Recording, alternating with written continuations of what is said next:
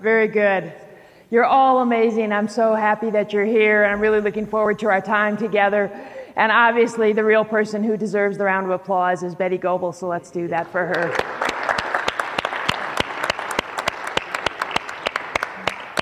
Turn the tables a bit, and I'll tell you a quick story about when Betty was getting started on all this climate change work. We were at a wedding of a mutual friend.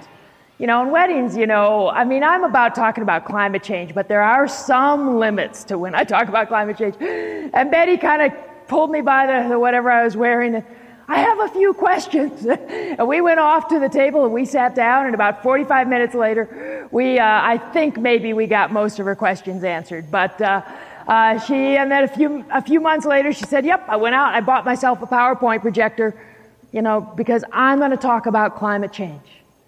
It means so much to me. I am so concerned. I am so concerned for my grandchildren, for everyone else's grandchildren, that she didn't put it in these words, but this is the way I saw it.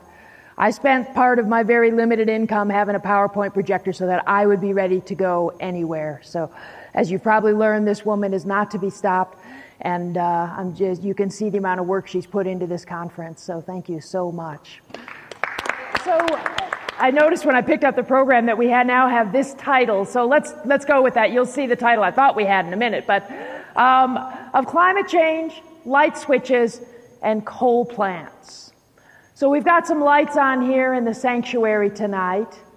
And the question becomes, what's behind those light switches? And as you might guess from the last part of the title, what's behind those light switches are coal plants. And although we don't have many lights on tonight in the sanctuary, we really can't live in this country probably without electricity and a lot of the other things that it does. So the question becomes, how do we trade out those coal plants that are at the back end of the light switch? So when Betty first set this talk up, my memory is that the title she gave me was Decarbonizing the Grid. Then I think I typed her back and said, well, let's do something fancy, blah, blah, blah. So whatever, life happens. So here we are, like in the old Rocky and Bullwinkle things where you have a series of titles. And this one now is called Decarbonizing the Grid. And I expanded that to Decarbonizing the Economy because, you might as well go for the whole thing. And then the all-important question, can we do it?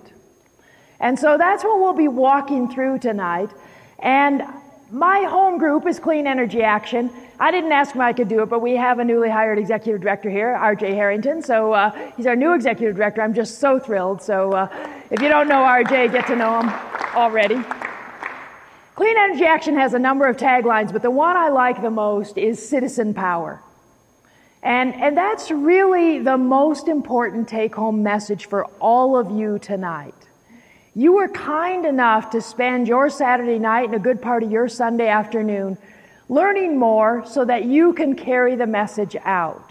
So I want to give you a little bit of practice, and I want to make sure you're a little bit awake, and I want to make sure we always say our name is Clean Energy Action, not Clean Energy Spectating.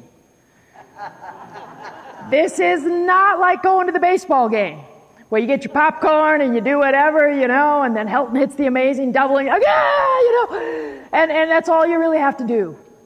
This is Clean Energy Action, not Clean Energy Spectating. That means each and every one of you. And so I want to give you a chance to really help move your own kind of courage forward. And this is a pretty easy exercise, but you'll find it's maybe harder than you think. So what I'd like to do is ask as many of you as possible. I'm hoping everybody's hand's going to go up. Who's willing to tell everyone else why you're here tonight? It's a Saturday night. There's dozens of other things you could be doing. Why are you here?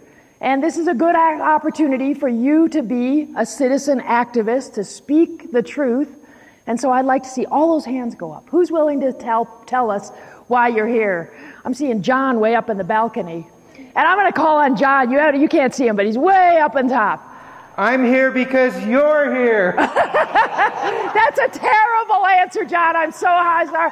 Okay, let's do it again. Who's willing to talk about why they're here?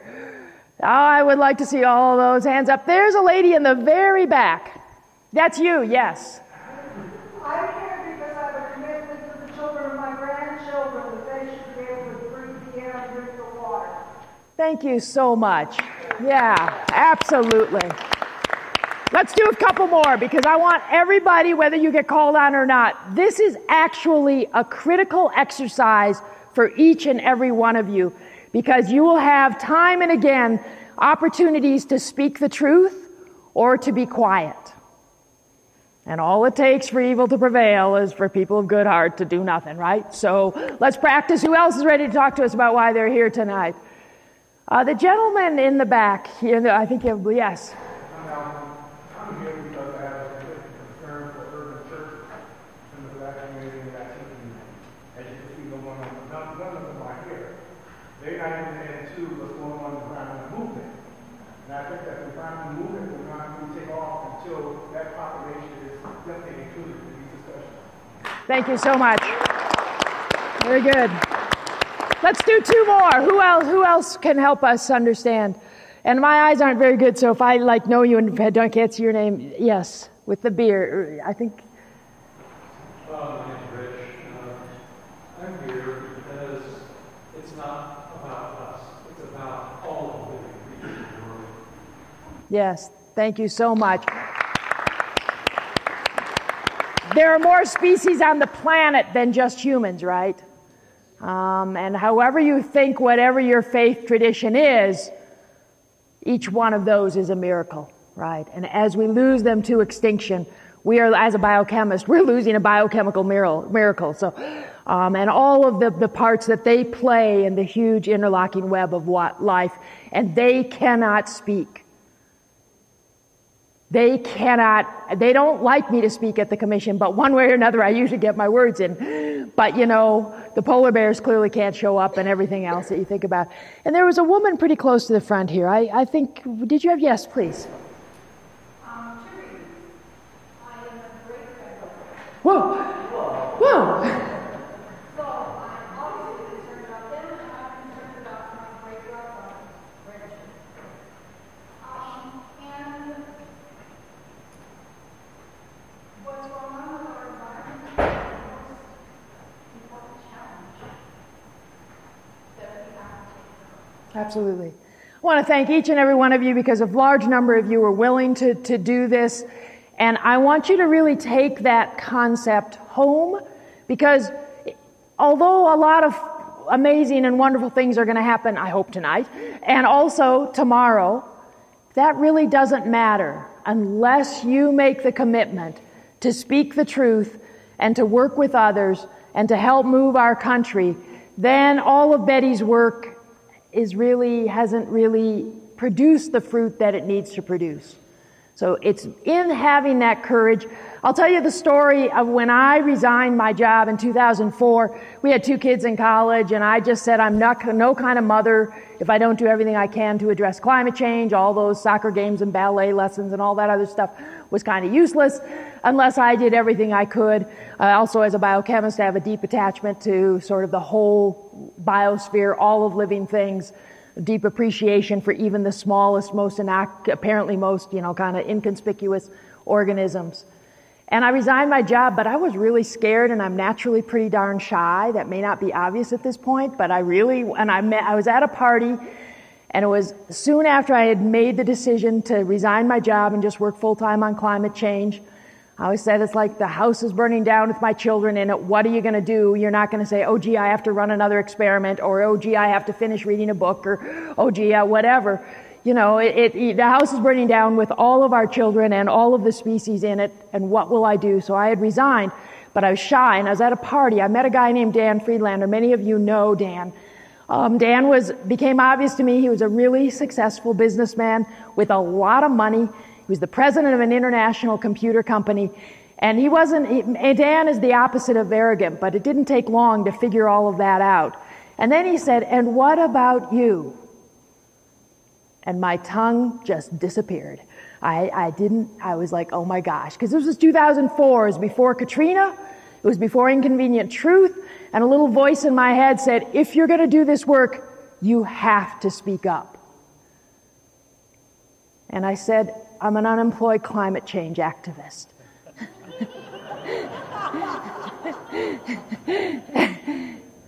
And Dan, God bless him, or whoever, whatever your faith thing is, whoever you would like to bless him. My memory, and I'm as sure as I can be of it, his eyes instantly filled with tears. And he said to me, that's what I would be doing if I wasn't working. And he soon took early retirement and began doing this work, and some of you know he now is he's in hospice, he's in the last few weeks of his life. But I tell you that story because people need your leadership. They need you to speak the truth. They need you to find a way to speak in terms that they can connect to. And so I want to really encourage you to remember that the most important take-home lesson is really your power, your citizen power. We are the people that have to get this done. So let's get on with it. Let's talk about it. Decarbonization is the word that Betty first put in the title. How many of you kind of feel comfortable with the term decarbonization? You're pretty sophisticated. Let's take just a minute and make sure everybody's on track. And we're going to do this kind of like rounds, you know. This part of the sanctuary will be thinking about things that happen between 6 in the morning and 2 in the afternoon that involve carbon. You have about 10 seconds, so start thinking quickly. And this side of the room is going to talk about the things that happen in your life, say between 2 in the afternoon and when you go to bed. I thought there might be 3 parts, but we'll do this. Between 2 in the afternoon and when you go to bed. I'll be back to you in about 10 seconds. We'll be going really quick for 3 different things. Let's come back here. Can you tell me 3 things? And I would especially like people who didn't, if you already raised your hand, let's see if we can get some of the folks that didn't raise their hand. So give me 3 things quickly that you do from 6 in the morning till 2 that involve carbon. Yes. Have a shower, have breakfast, have lunch. Nice. Transportation, lighting, and heating. Very good. Why do those have carbon? What's that about? Well, transportation, whether you're riding your bike, well, even if you're riding your bike, Yes, right. it's transportation tends to be about 30-40% of the energy usage, approximately the same carbon output. Very good. And we heard about a shower. What's with the shower and carbon? Sir, didn't you say shower? What's the relationship between your shower and carbon? Oh, how really? I mean, I just get in the shower and I turn it on, it comes out. Oh, how does that happen? How do you think that happens? Where does that happen? I mean, some people don't even know where this happens. Where does that happen? Oh, yeah, not really. Not the water that comes out of my shower. My hot water heater is run by natural gas, but it also has an electric timer to make sure it goes on and off and stays at a very nice warm temperature. Very good. So we've got some natural gas in the equation. Okay, now we're moving in. Thank you, everybody. You're a pretty good class, so we're going to move on here. 2 to 6. I can.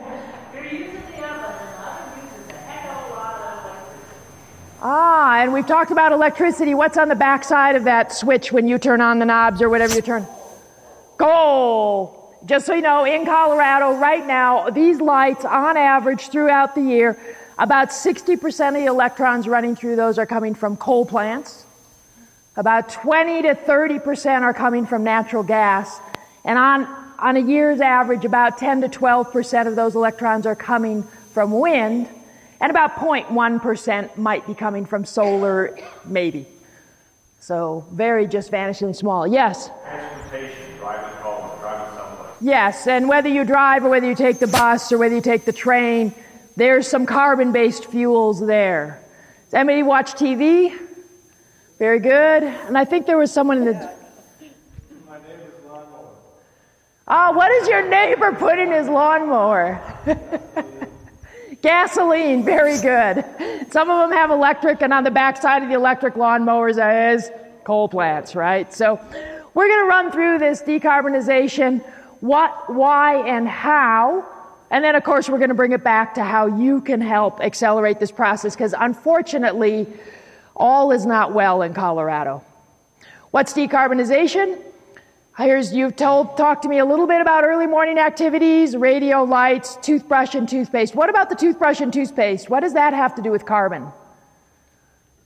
Embedded energy. They have to be made, right? Toothbrushes don't actually fall out of the sky. You know, they come from the grocery store, but everything in the grocery store is related to carbon, right? Hot water, we got that. Space heating. Anybody here drink coffee? Oh, yeah. Go to all the Democrats are down in Pueblo where they're roasting their coffee with the solar roaster. So if you're ever in Pueblo. Late day activities, I think we covered most of these. One we didn't talk about was air conditioning. We're not quite to that season yet. That's obviously a very large demand. It didn't used to be in Colorado. It is now for reasons that you probably understand. So it's electricity, heat, and transportation. Those are really the services we want, right? And right now they're coming from carbon-based fuels. Coal, natural gas, and petroleum. This is a simple diagram, but it's really the things in the blue boxes that you want, right? And that everybody wants. And when you go out to your congregations or to your workplace or to your bridge club or your book club or whatever you do, these are the things that we all use, and these are the things that we need. The question is, do we have to use coal, natural gas, and petroleum to get them? And the answer is clearly not. And your job is to help people understand that. And we're going to simplify this. We're just going to talk wind and solar as a way to produce electricity. There are other ways, but we only have an hour together tonight. Solar thermal. How many of you have some familiarity with solar thermal technologies? That's fabulous. We've got a great group here. Because that water that comes out of my shower and everybody else's shower isn't just doesn't kind of come out, and most of it is heated with natural gas with a heater in your basement or your crawl space or something like that. Some people have electric, some people have propane. But raise your hand if you get some sunshine on your roof. Would it be possible to put panels up there and have some sort of either water or a heat transfer fluid get heated up and heat up your water, and then you could even use it to heat your house? And yes, very good. And RJ is one of the people, I don't know, do we have Ron Larson has been very involved with our solar thermal. We'll talk a little bit about it. We've got a Solar Thermal Alliance of Colorado helping to produce heat using solar technologies. Almost everybody, I'm one who doesn't, almost everybody has a roof that's getting quite a bit of heat on it, and our job is to learn how to capture that. Looking at Steve Stevens, who's just done all sorts of things. And then with respect to transportation, that's a fairly complicated subject, but one way to think about it is with low carbon electricity, hybrids, plug-in hybrids, all electric vehicles. These were things a few years ago that you just kind of had to tell people they were coming, and now hopefully you recognize that they are either here or on their way. This is an exciting part of the equation. What we did was a simple version of this. This PowerPoint will be available, so I decided to put some fairly complicated slides in so that if you get the PowerPoint at home on your computer, you can blow it up. They've all, at the bottom, there's usually a white, that's usually the URL where it comes from. So this can kind of serve as a source for you. If you are giving talks, all my slides are always, feel free to use them and modify them in whatever way. And this is just the complicated version showing carbon-based fuels, a few non-carbon-based fuels. Coming up, I'm not sure we have a pointer. All of these are coming up to electricity, which is then coming over to residential, commercial, industrial, and transportation. We don't have any electricity now coming down to transportation. When we redo this in about 10 years, we'll hope to have that. You can see that the petroleum is coming into transportation, coal and natural gas going into electricity. Then the blue is the natural gas coming out to residential, commercial, and industrial uses, primarily for heating and some industrial processes. This is then the energy that's been captured. What's all this gray stuff? What do you think that is? Inefficiency. That's waste heat. We take all of these fuels, do all this stuff, and look at how much is coming here to waste heat. Oh, and by the way, we are using the natural gas to heat. You suppose we could use some of this to displace some of the natural gas? Absolutely. We think about combined heat and power. There are so many ways to do this. Just to summarize 3 key ways to decarbonize, and then we're going to bring it down to Colorado and then down to really what we can do and the message you can help carry to your congregations. But I wanted to give you an overview, so if you didn't know what this concept of decarbonization is, you would start to get a feel for it.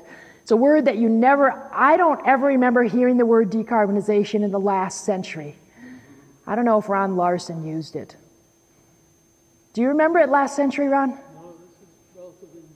Yeah, it's one of those words, we're going to get it in the dictionary. We've made a lot of progress. It's appeared in the Wall Street Journal and a few other places. Sooner or later, it's going to be one of the new words of, 2013 or 14 or something like that. So then again, you just see solar thermal for natural gas, wind and solar for electricity, and then electrifying transportation. Many of you may know this, but in case you don't, I'm not going to spend a lot of time on transportation, but people worry, well, if we electrify transportation and we're just running it off coal, have we really gained anything? That's a question that comes up a lot. Here's an astounding fact. First of all, when you electrify your transportation and plug it in, if we get to the plug-in hybrids or to electric vehicles, the grid, even here in Colorado, we're about 60% coal, but we're not 100% coal. They're close to 100% coal in North Dakota. But every other state has a mixture of sources for their electricity. So you are very seldom plugging into 100% coal. But even if you were plugging your electric vehicle into 100% coal electricity, here's the astounding fact. You would still be emitting less carbon than when you run your old internal combustion engine car. We've been driving these things around for the best part of a century, and they're less efficient than coal plants, which are less than 40% efficient.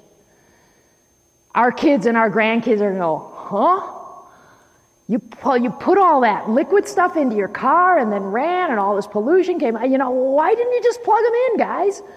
Well, we weren't quite there yet. So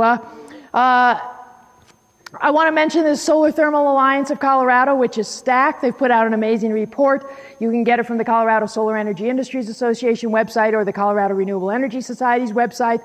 Really done a great job, built an amazing team. And here's one of the most important graphics from that report. And this is based on data. This is not a political graphic. This is a data-driven graphic. And the deeper the red, the better the potential for solar thermal technologies for providing heat. And where is the bullseye of the potential for solar thermal? Woohoo! So that's why you'll be hearing, Colorado is the answer. So that's why you'll be hearing quite a bit about solar thermal technologies as we move forward, assuming we're all successful and you all help us out. And then I just wanted to summarize. Decarbonization, I don't know, I didn't even look to see if it's in the dictionary yet, but so I kind of made this up. Significantly reducing our reliance on fossil fuels to provide the energy services we use. We're going to move forward. We're still going to be a developed country, we hope. We're still going to use electricity. We're still going to take warm showers, we hope. We're still going to move around from place to place, but we're going to do it in a much lower carbon fashion, and ultimately we hope to get almost all of the carbon, and I'm going to talk about that word in a second, out of our energy system. Now, the carbon, for example, that we might be talking about is this. This is a lump of coal. If you've never seen a big lump of coal, you should feel free to come up afterwards and look at it. I spent a lot of my life working on coal, and people think I hate coal. No, I actually think coal is really fascinating. Because when you look at it, it's like you can practically see the trees and the ferns and everything else that were all pressed together to make this. What I'm not so big on is taking this source of carbon and oxidizing it, making carbon dioxide, all the reasons that you're here tonight. That's what I'm not. This stuff is amazing, and it might be nice to leave a little bit of it for future generations, just in case they decide they want it. This is, if you believe in intelligent design, I don't know how you think, this is a magnificent way to store carbon. The planet figured out a way to kind of take all that carbon over millions of years, heat it and compress it and drive off the hydrogen and the oxygen and the water, and just store mostly carbon. This is great stuff. what I'm not too fond of is loading it onto train loads and then turning it, oxidizing it, turning it into carbon dioxide. So I wanted to take just a minute and compare it to this. Everybody see this? This is an apple. Can you see that? Any carbon in this? Yes. Yeah. Comes from a tree, right? Renewable carbon, sunshine and water and nice soils and compost and whatever all else they do, and hopefully no pesticides. And also some embedded carbon, right? Because wherever it was grown, it had to get picked and transported, and they probably used some mechanization. But when we talk about carbon, really when we're talking about decarbonization, what we want to do is try to wring out as many of the fossil carbon sources out of our lives as we can. And if you start to think about it, what you realize is that everything we do as Americans depends on fossil carbon. And our challenge over the next 1 decade, 2 decades, 3 decades, we don't know how long it's going to take. People like RJ and I are trying to get it done in less than a decade. We're probably not going to succeed, but we sure are trying hard. Our job is to wring as much fossil carbon out of our lives as possible for reasons that I think you know. Why should we decarbonize? I'm going to go through this quickly because I think you've probably seen some or all of this. Because when you take fossil carbon and you oxidize it, the carbon dioxide builds up in the atmosphere. It's like adding blankets to the planet. We see the temperature of the planet increasing. These are the decades, 1970s, 1980s, 1990s, 2000s. This is NASA data. This is what's happened. Most of us here were around in the 70s. And this is what's happened. I was in college in the 70s. This is what's happened just since I was in college. This is obvious. I think you can probably guess that the more red there is, the warmer it is. And we can see the planet heating. Here's what's projected. This is coming from the IPCC reports. This is kind of where we are now. This is mid-century. This is end of the century. There's different scenarios, but it really doesn't matter because, frankly, they're all terrible. Most of you know that when carbon dioxide goes up, you heat the planet. Other things go down. It might be the number of species. It might be all sorts of different things. One of the things that's going down as carbon dioxide goes up is Arctic ice in the summertime.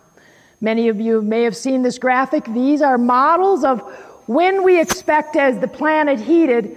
The scientists made all these models for what they expected to happen to the summer sea ice in the Arctic. And the dark line was sort of the average of all the models. Here was the most pessimistic model, this kind of orange, and you can see what's actually happened. We're losing the Arctic sea ice much faster than the most pessimistic climate models. So we're on a planet that none of us can leave for any significant period of time. We're turning up the heat. The Arctic ice in the summer is like the air conditioner, especially for the northern hemisphere. So we're turning up the heat and breaking the air conditioner in a building we can't leave. Oy! That's not so smart. And our children can't leave it, and our grandchildren, and it's a long ways to Mars, and there ain't squat there. So this is what we got. There's only one of them, and this is not smart what we're doing. I didn't put a reference on this because it's just everywhere. And you know this too. You know that as you warm things up, water's going to evaporate faster. So you have both more heat and more water in the atmosphere. I read this morning that there are predictions for serious tornadoes in the Oklahoma, Texas, Missouri. Then I've been traveling. I don't know if that actually happened. But it's just when you warm the planet, you intensify climate extremes. The hots get hotter, the wets get wetter, the dries get drier, and you start to drive extreme weather. And just Google climate change extreme weather, and you'll find mountains of information. The climate dice are now loaded. We used to say, well, you can't attribute any specific event to climate getting warmer, but you know that it increases the probability of it. Now, what the scientists say is that everything that happens has a climate fingerprint on it. The small print is just some of the really extreme weather events that have happened in the last decade. All I've done is magnify one, 2010, Pakistan, worst flooding ever, 3,000 deaths, 20 million people affected. How many of you knew something about the flooding in Pakistan that happened last year? You're an amazing crowd. Not many people know this happened. 20 million people. Every man, I forgot to check the population of Colorado, but every man, woman, and child in Colorado times 4 or 5, right? 4. Thank you. What's our population now? 5. 5 million. Every man, woman, and child in Colorado, multiply it by 5, that's the number of 4. Sorry, my math is tough. And that's the number of people that are affected. And that's just one of these lines on here. So if you get the PowerPoint, you can track it down and go and find the original stuff. It just goes on and on and on. The Moscow heat wave, the crop failure in Syria. Causation is always complex. You can't ever say one thing caused all of this, but certainly climate is playing a strong role, and a very strong role in some of these. 13 million people in West Africa, that's after the millions that were affected in East Africa. So here in Colorado, we've just had the fire, 3 lives and 200 plus homes. Those 3 lives, if you read those stories in the Denver Post, you know, how tragic that was. That was 3 lives. Try, 3,000 and all. What happens as we go through? So why do we want to decarbonize? Because we'd like this to be the best possible. The truth is it's not going to be great because we've kind of already cast the dice in a lot of ways. But there is no other planet. So even this planet with one species on it is still infinitely more abundant than any other place that we know of, right? So one species is all you need. And we're going to have a lot more than that because you've got all the extremophiles and the things that live in the hot springs in Yellowstone and the species that live, 2 miles under the ocean and on and on and on. So our goal is to kind of tail out of this as quickly as we can. If you didn't know this, a warmer planet also leads to colder temperatures, colder weather in the mid-latitudes. This is something that can trip up people. They're like, well, it can't be climate change. It's freezing in New York, and they've got snow in Washington, D.C., and they've never had Atlanta's got snow. How many of you are familiar with this concept? A few, not so many. The very brief version, and if you get the PowerPoint, there's the references on the bottom. And I'm not a meteorologist, but there is kind of like circular vortex type winds in the Arctic, and with a warming planet, they break down. It allows the cold air to come out of the Arctic and come down farther into the mid-latitudes. And the way it's been explained, there was a story in the New York Times, and these 2 references will give you a little more. The way it's been explained is that it's like leaving the fridge door open. And so all of that is still part of climate change in case somebody says, oh, I just don't believe any of that. Some of you that have heard me speak before, this is an old slide from a long time ago, but I think Betty is like, let's talk about it. So if you were in denial, you wouldn't be here tonight. But then your question becomes, when you come out of denial, are you going to go into despair? All these extreme weather events that are happening in the last few years, those are the things, that's the way I thought it was going to be in 2030. When I resigned my job with 2 kids in college, I did it because I thought in 2030 it would be stuff like floods that affected 20 million people. And instead it happened like in 2010 and 2011 and 2012. So every day that I get up and every minute that we all work on this together, we really have to choose. We have to choose between despair and choose between hope and doing something to help provide some leadership to help our country. And if we can get our country, that's good enough. If we can get the United States turned around, then, you can go do something else. But it's going to take some while to get us out. So, and one of the things we say in Clean Energy Action is that every minute that you spend in despair is a minute that you're not spending in leadership.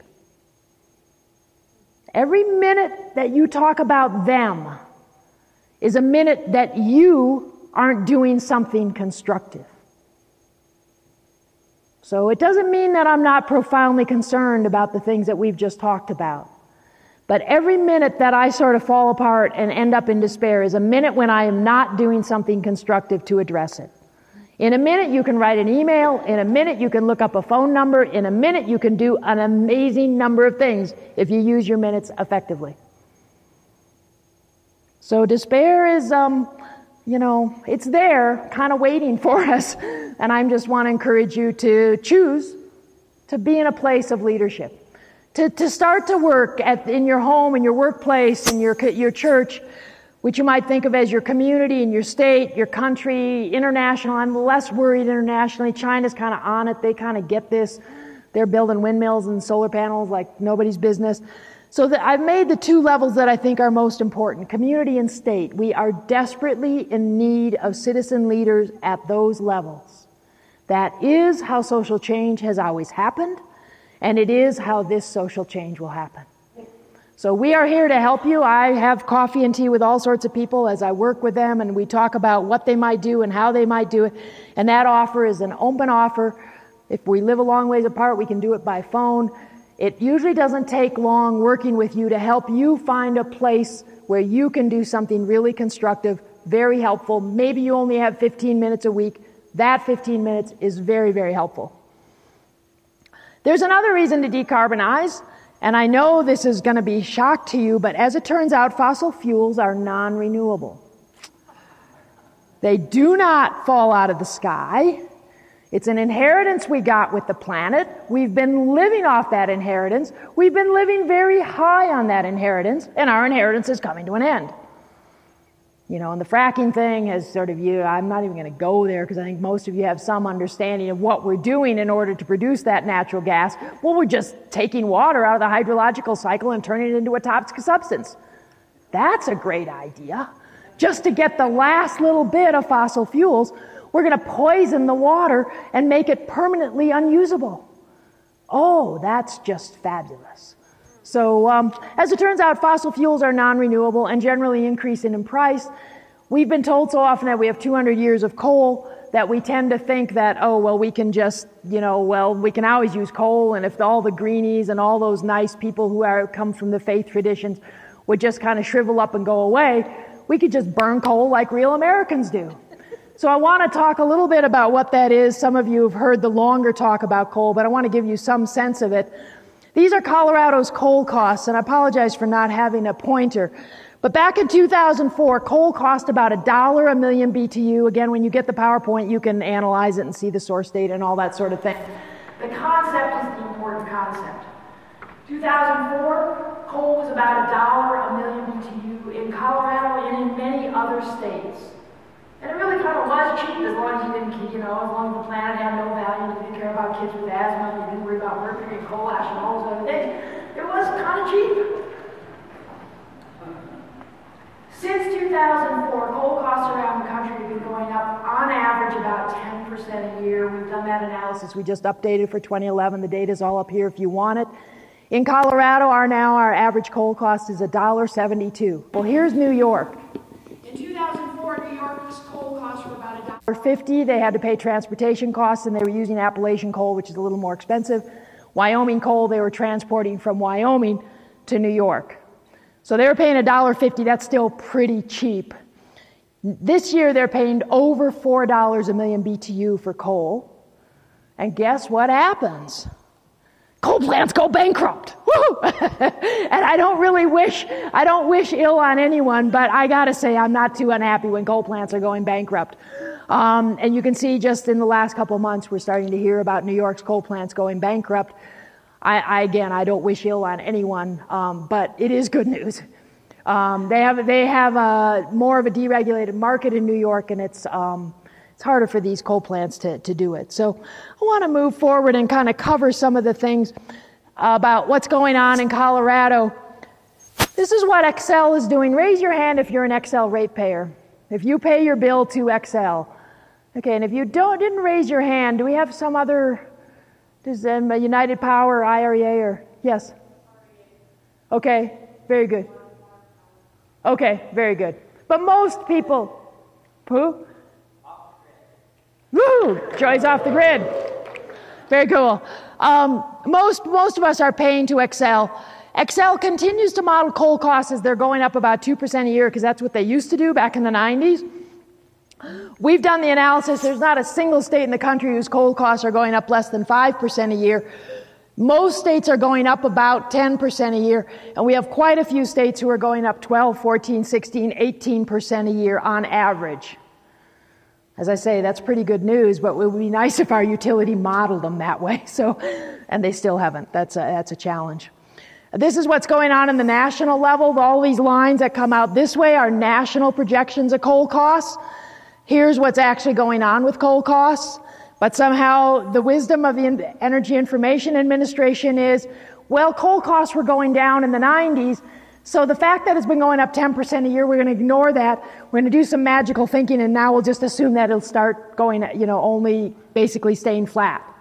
This is an amazing graph from a guy named Matt Wasson at Appalachian Voices. Also has been really following coal costs carefully. So what is happening in Colorado? If coal plants are going bankrupt in New York, if our planet, the only planet we know of that supports life, is threatened by climate change, what are we doing in Colorado? Now this is the sad news, and this is the news we need your help both spreading the word on and helping us get it addressed. And here's the truth about what's going on in Colorado. We're spending a lot of money on coal plants. And in the case of Xcel, no significant new renewable energy until 2028. However old you are, add another 16 years to that. And I don't know about you, but I'm not that young now, and I'm going to be 16 years older in 2028. And then it's just a couple hundred more megawatts of wind on the Xcel system. Yes?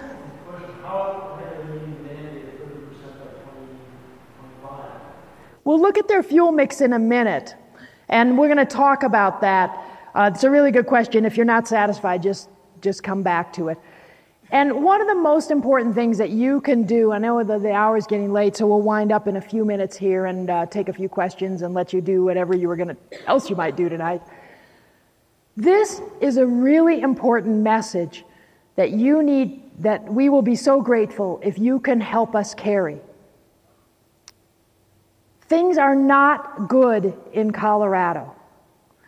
We got off to an early start. We've done some good things. We are on track for this 30% renewable energy by 2020, but it's got multipliers in it, so it's not a real 30%. But our wind and our solar industries are stalling out. And when you add this up, $1 billion spent on the new coal plant in Pueblo, Comanche 3, over a third of $1 billion spent on Pawnee, which is a coal plant out in Brush, northeast of Denver, and Hayden over near Steamboat. This is all money that's been spent in the last 7 years, 6-7 years. The third of the $1 billion is just the contracts are almost literally being signed as we speak, much to my dismay. I've been working my tail off on this stuff. Xcel's idea, they realized they were going to run out of coal for the Hayden coal plant over near Steamboat, and rather than retire those coal plants, Unit 1 is 46 years old. Rather than retire it, they said, well, let's open a new coal mine called the Sage Creek Coal Mine. Just get me going and I'll send you all the PowerPoints, I'll send you all the testimony, it's all there. I am not making this stuff up. I wish I was making this up. Tri-State, some of you know about Tri-State. Tri-State realized they were going to run out of coal for their Craig coal plants, and rather than retire those coal plants, which are 30 years old basically, they said, oh, we'll just buy a new coal mine. That's where the money's going. In the case of Xcel, and I often say this and just want to make sure I say it tonight. I work with Xcel people almost every week of my life, almost every day of my life. They are very good people. Perhaps you go to church with some of them. Perhaps you know them. They are really good people. They work really hard. They're really competent. They really care. And they really want their utility to be the best utility it can be. I don't think there's a single employee I know of in Xcel that wants their utility to be heavily dependent on coal. The problem is that Xcel's profits come from making investments, capital investments, for example, capital investments in coal plants. And that's what they earn their rate of return on, and that's where their profits come from. So until we can change the rules of the game and let other people get in there and, make some investments and earn their return on investment using feed-in tariffs and all the good things that you may have heard about, we've got some big problems in Colorado. I've spent the last year kind of just sort of beside myself over the Pawnee and Hayden situation, and I finally have just had to say it's done. It was a deal that was cut. It was cut as part of what was called Clean Air, Clean Jobs. The Comanche 3 deal was cut back in 2004, kind of in the dark ages, so to speak. And as states go, Colorado is behind the 8 ball because we built a big new coal plant, Comanche 3, down in Pueblo. It's part of what's making these lights go on. We just use Pueblo like it's our utility room. The people in Pueblo get essentially none of that electricity. Steel mill gets a little bit. Most of it's for us.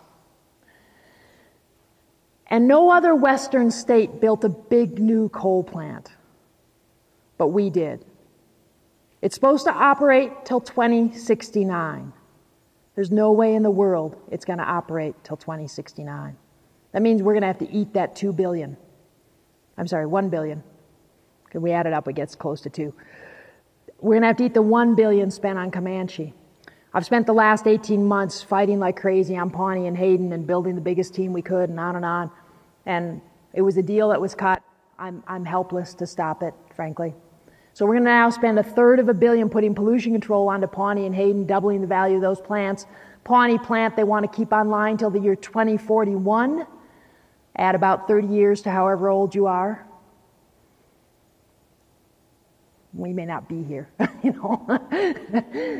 And the Hayden plant's till 2030. So that's the truth. And our renewable energy industry is kind of stalled out, and it will continue to stay stalled out until we get something done about these coal plants. So stay tuned. I want to, this is just a summary. Why should we decarbonize? It's extremely serious. Fossil fuels are limited and costly. And life's better when you're not addicted. And we're really addicted to fossil fuels. We're so addicted we're willing to sacrifice our water to get the last little bit of natural gas. Ay, ay, ay, ay. And what I would like to do is show, this is Xcel's projected fuel mix, 2015 to 2030. And this was your question, really. We got this data from Xcel as part of the Boulder fight, the Boulder campaign. People in Boulder have been coming to these meetings now for the best part of a decade. They know a lot. They know Xcel's data. They pick up all the handouts. They read them all. And I always say our preschool teachers in Boulder know more than the fancy attorneys down at the Utilities Commission. I mean, our folks in Boulder know a huge amount. As you may know, we had a ballot campaign last year because we don't want to be tied to coal. This is coal, natural gas, and renewables, 2015, 2030. Part of what you see is that we're committed, anybody who's tied to Xcel, and most of you are, you're tied to coal for a long time under the Xcel scheme. You can also see that there's not a lot of movement in this graph. You don't see the green getting bigger. Xcel's, I call it a veneer. I call it a thin veneer. That may not be quite fair, but it's pretty thin veneer of renewables layered on top of a carbon-based system. And that's what we've got from now until the end of, we're all relatively old in here, until the end of our lifetimes. That's what Xcel is planning. And the only thing that can turn it around is if you find the power within yourself to speak. Speak to your neighbors, speak to your book club, to call your legislators. They're really busy in session now, but they'll say, oh, I'm too busy, and you'll say, oh, that's great, could we meet in June? They kind of need May to recover from their session. And you set up a meeting for June. It's critical that our legislators hear this, and it's critical that they hear it from you, their constituents. We are stalled out in Colorado. We made a big investment in a new coal plant. We're making big investments in old coal plants, and that puts us in a very deep hole in Colorado, a hole that isn't shared in too many other states. Wisconsin's a state I love because I went to school there. They're in that same hole. Minnesota isn't, Oklahoma isn't, Missouri isn't. Because we stopped most of the new coal plants around the country. We didn't stop it in Colorado, and we haven't been able to stop these investments in old coal plants. So if you can set up a meeting with your legislator, either I'll go or Jerry will go, or somebody will go with you if you want. We would very much appreciate that opportunity. Guess who has more money to spend on public relations, Xcel or me? How many ads have you seen from Clean Energy Action on the Rockies games? Precisely 0, and it's probably going to stay that way for the next 30 years. I don't ever intend to have enough money to spend on an ad in the Rockies game. Maybe it'll fall out of the sky. How many of you have seen an Xcel ad on a Rockies game? I heard one in the car on the way here tonight. Yeah. And all that's being paid for you. So we really need your help getting the word out, because we can decarbonize in Colorado. We have 20 times the wind and solar that we need. And I think I'll show you that. If you haven't seen this, this is the wind map for Colorado. This is the solar map for Colorado. This is actually before they did the 80-meter hub height, so this is an understatement. The number we're looking for is 12 gigawatts, 12,000 megawatts of electricity is what it needs. We need to power this state on the warmest day of the year at the peak hour. So 12 gigawatts is the number. If we just use the best locations in these pink areas out on the eastern plains, we don't put anything on the mountain passes, nothing in western Colorado. We're not wallpapering these places with wind turbines. We're just using the best spots. With wind, we get 96 gigawatts. That's before the 80-meter hub height data, so you get a lot more once you put the hubs higher if you want. And with solar, we pretend that the sun only shines in the San Luis Valley and southeast of Pueblo, and there is no other solar resource in Colorado. And we don't, again, paper those areas. That's, of course, an absurd assumption, right? We have a lot of sunshine all over Colorado. We just look at those two areas and we just use the best sites. We have 200 gigawatts of potential. That's using first generation concentrating solar power technology. We've got photovoltaics, blah, blah, blah, blah, blah, blah. There's so many ways to do this. We need to solve the problem once. We need 12 gigawatts. We may need a little more if we electrify our transportation, but we should be able to make up for that with better efficiency and conservation. But even if we needed 24 gigawatts, but at 12, call it 100 plus 200, 300, we've got way over 20 times the potential we need. And there's ways to figure out how to integrate this. We've taken this analysis really quite deep in Boulder, had an amazing team of brainiacs, because you got a whole lot of brainiacs in Boulder. They built all these models and said, could we do it? And the answer is absolutely yes. Could we meet or beat Xcel's rates? Absolutely yes. Can we decarbonize quickly? And the answer is absolutely yes. Let me see if I can find let me see if I can find what it looks like. This was the Boulder stuff. And I think, here we go. Here's Xcel's fuel mix for the next 15 years. We'll do this and then take a few questions and let you carry on. This is what Xcel intends for you. Coal till 2069. Renewables stalled out. Little additions from time to time. We got coal plants we got to pay off in Xcel's mind. This is where we are. After our Brainiac team in Boulder looked at it, said, can we get rid of coal? Can we meet or beat Xcel's rates? And all of the data is on renewablesYes.org. The primary driver was a brilliant guy named Tom Asprey, but we had a whole huge team of brilliant guys and brilliant women. They said, can we get rid of the coal? And the answer was absolutely yes. Can we meet or beat Xcel's rates? And the answer is absolutely yes. And so we would be heading well towards 60% renewables in the next 10 years or so. Get rid of coal. And of course, our goal is to also get rid of natural gas. When we have to use natural gas, we want to source it responsibly, require the companies to talk to us about how they've produced it, what their records are. But mostly we want to get rid of natural gas. We're trying to drive Boulder, get as close to 100% renewables. It's hard to get those last 10, 15%, but as we get better storage mechanisms, we should be able to do that. As you may know, we won our election last year. Xcel spent $1 million trying to defeat us. We won. It was hard work. And thank you. That's very kind. And I'll be sure to tell the Boulder team. They'll appreciate your applause. And I'll be honest, we want to help you. We want to help your community, whatever suburbs you live in or parts of Denver or whatever. We are here to help. Our team is ready to come. We're ready to come speak to your group, no matter how small. All of our materials are available at renewablesYes.org. We want to help you get on this path also. There are lots of ways to do it. You don't necessarily have to do everything that Boulder's done. But of course, our goal is to move away from that, which is very carbon intensive, very not planet friendly, towards this, and then ultimately get rid of the brown and replace it all with green. And we're pretty sure that by the time we get into the mid-20s, we will have better storage mechanisms. The cost of renewable energy will have fallen. Xcel's rates are doing this. You may have read in the paper. And we're pretty sure by the time we get to the mid-20s, we can reduce a lot of the brown, a lot of the natural gas, and replace it with renewables. But we can't really model that because we can't be absolutely sure those technologies are going to be here. So our models are very conservative, and with very conservative models, the XL has this stuff called profit. So when you wring the profit out of the system, you've got some money left over to do some good stuff. So be very grateful for your help. I've got some cards here. If you want to be on any of our email lists, come up afterwards. I don't know if the hour is getting late, but if there's any questions, I'd be happy to answer any questions. Yes. What about the news that we heard over the past, I don't know, it's probably like last year about all the coal plants that were being converted over to natural gas? Yeah, excellent question.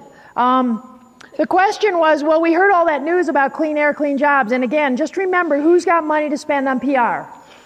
It isn't us, although we have done a pretty good job in the Denver Post. If you read the Post, we get some reasonably good stories, but the coal plants that were retired under what was called Clean Air, Clean Jobs included the first 3 units of the North Denver coal plant, the Cherokee coal plant, and we have Valmont, which is the small plant in Boulder, online to be retired. That's all good, but they were all ready to be retired anyways.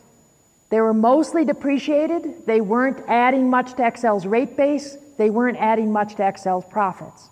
They already had coal supply problems and they had expensive coal.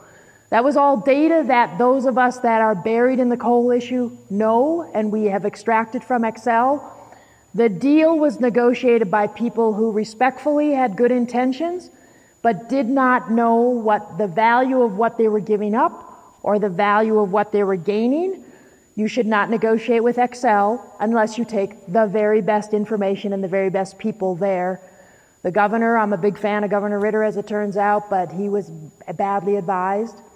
And part of that deal, part of the Clean Air, Clean Jobs, was locking in Pawnee and Hayden till the 2030s and 2040s. It's not in the legislation.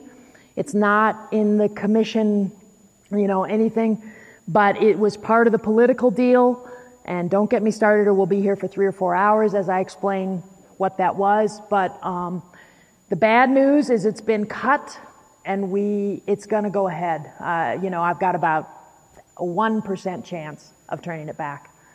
It has been signed, sealed, and delivered. So I guess I'm being taped. Here I am. It's been signed, sealed, and delivered so solidly that what I've had to resign myself to is that these deals were cut, and now it's up to all of us to take the next. I hope we can undo them in a decade. To take the next decade to undo the bad deals that have been cut around coal in Colorado in the first decade of the 21st century. It breaks my heart in a way you can't even think about. But it doesn't put you in despair. But it doesn't put me in despair. But it has been very, very hard to kind of make my peace with it. And I haven't really made peace. But it's been done. The milk has been spilled. We now have to get to the work of cleaning it up. And that's why we need your help to communicate, and we're happy to help you with the details, but you've got to communicate that our renewable energy industry is stalled out. We are committed to coal to 2069. That means our bills are going to be doing this, and we will come and speak. If you get 3 or 4 people together, we're happy to come to speak. That's because we don't have money. We have to come to you. We can't show up in your TV the way Xcel and all does. And again, I honor the people who work for Xcel. They are really fine people. What we say about this, which is where we are with Xcel, I used to say it was C work in a class of D and F students, and after this last year, I'm saying it's C minus work in a class of D and F students. It's better than a lot of the other utilities, but it's C minus work. It's not good enough. It's not good enough because of the climate change issues, and it's not good enough because we're paying for those coal costs. It's being masked right now by the low natural gas costs, but over the next decade or so, you're going to start to go, oh. And if you let us explain to you why your Xcel bill is going up, you'll say, oh, it's going up because of the investments in fossil fuels and paying for the fossil fuels to run it. And we've got all that data here if you'd like it. Let's take 1 or 2 more questions if there are. Yes, and the blue shirt. This is maybe more of a comment or asking you for your strategy. Is that doesn't it make sense when you make an argument to the PUC and to elected officials with the data that you're collecting showing increasing pricing and one of the key things prices as low as possible and having renewables compete, and then being able to see that the renewables will be more cost effective and demanding that there be a switch over time to say, this cost of this coal is much too expensive in comparison to wind or solar. We need to be shutting down one of those, three of these generators. Yeah, exactly. That seems like a logical argument. That's the logical argument. Yes, that does not work. And it won't work until you help us carry the message. I call it's like changing the water that they're swimming in. I've been down there. We have turned out hundreds of people to Utilities Commission meetings. But when a political deal has been cut, I don't know, maybe you've been on the other side of a political deal where you kind of know it's maybe not like the best thing you're doing, and maybe 100 people have shown up to tell you it's a terrible thing if you're on city council or on a church board or on a whatever you've been on. But, the deal was cut, and you kind of got to let people blow their steam, and then you got to go ahead with the deal. The deals have been cut in Colorado. I have entered this testimony in at least a dozen times. I have more motions to strike against me than anyone else. Whenever I bring in the coal data, Excel moves to strike it, meaning to get rid of it. I'm facing that right now. That didn't get rid of me, so now they're trying to get rid of me completely down at the commission. And I wish what Betty had said was true, that I had won the right to intervene for sure, and that's not at all the case. I'm under a huge amount of pressure and stress down there, and I won't go away, but it's hard. And so that's part of why we're asking you to see your legislators, because that's what's going to take is legislators understanding the economic pain that their constituents are feeling because coal costs are going up and because we're paying profits on bad investments in coal. When you have coal plants going bankrupt in New York, you shouldn't be making big investments, 30-year investments in coal in Colorado. I call the New York situation the canary on the coal grid. And when the canary goes with its feet up, you can either say, oh, it's just a little canary, I don't care. Or you can say, oh crap, the canary's got its feet up and we should change our ways. And Excel is basically saying, we're going for the short-term gain, we're going for the short-term profit. Your arguments are absolutely spot on. I need you to make them to everybody you know, and especially to your legislator, and we will help. Your city council people, all elected officials, they don't know this. And I am not likely to have the money that will allow us to get that to them, except for through you. So, who to contact, board of directors at xlenergy.com. It never hurts to send them an email that says, there's only one planet, whatever you want to say. Please don't invest in coal. It's the largest source of greenhouse gas emissions. Contacting your state legislator and other elected officials, city council, county commissioners, they're all kind of in a club. They talk to each other. So if you can talk to one of them, they'll talk to each other. And then just be in touch with your favorite group and offer to volunteer, Colorado Interfaith Power and Light, Colorado Renewable Energy Society, Clean Energy Action. There's a long list. And the only thing we have is people power. So, we do have a little bit of money, but the main thing we have is people power. So, and your help. Let's take one more, and that's how Betty's feeling. Oh, is there something? Sorry, Dave, I just want to see. Okay. Yes? You haven't mentioned nuclear. Did you learn anything in Plateau? Excel makes no noises like they intend to build a nuclear plant in Colorado. There was a little bit of noise down in Pueblo last year, and bless those people in Pueblo, they stood up in a really big way, and that, as far as I know, has gone away. I don't expect... those are baseload plants. Coal and nuclear are baseload plants. They're inflexible, and they don't allow you to really add... Oh, here's an interesting one. Let me just show you this. How fast could we decarbonize? Let's look at Ontario, Canada. Who knows where Ontario is?